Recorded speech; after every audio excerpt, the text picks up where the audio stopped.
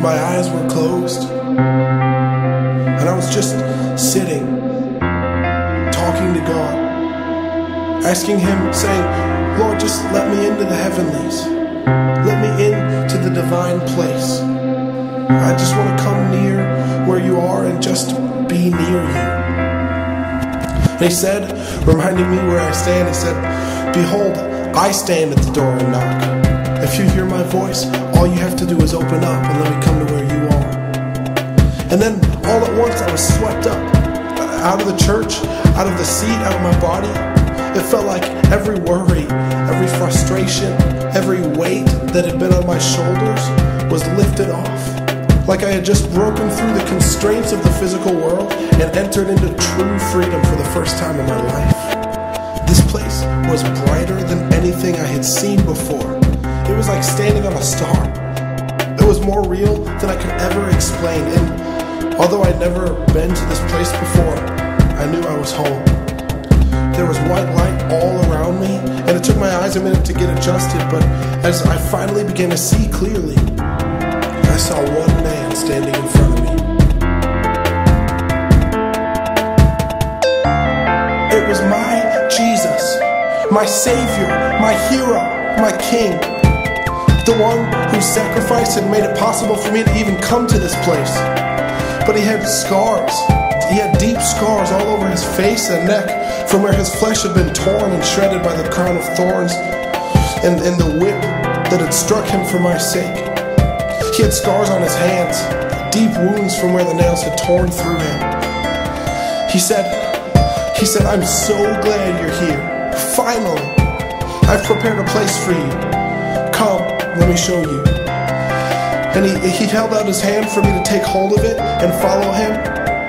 Just as my hand touched his, I gently ran my finger across the hole in his palm. And he paused.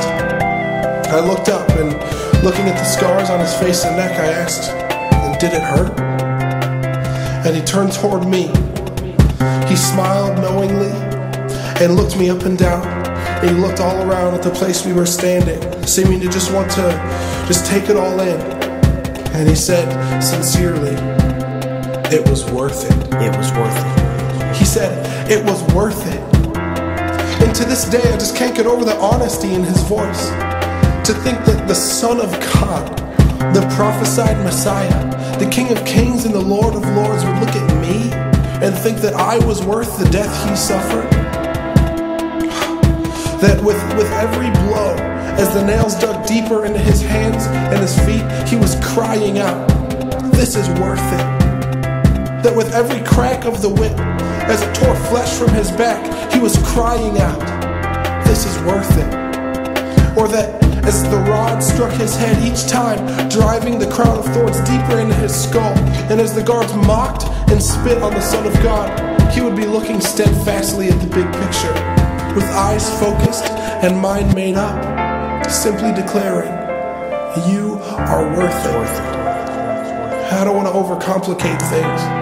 I think we can tend to add so much to the simple truth of Christ's heart that we lose who he really is. I also think that we take this simple truth lightly because it seems cliche or like it's too good or too simple to be true. But it is the cry of my heart that this would really sink in and begin to bear down on what you think you know about Jesus, and that your heart would be gripped and fascinated in the revelation of his heart for you. The simple truth of Christ's heart is that he loves you unconditionally, unrelentingly, and passionately.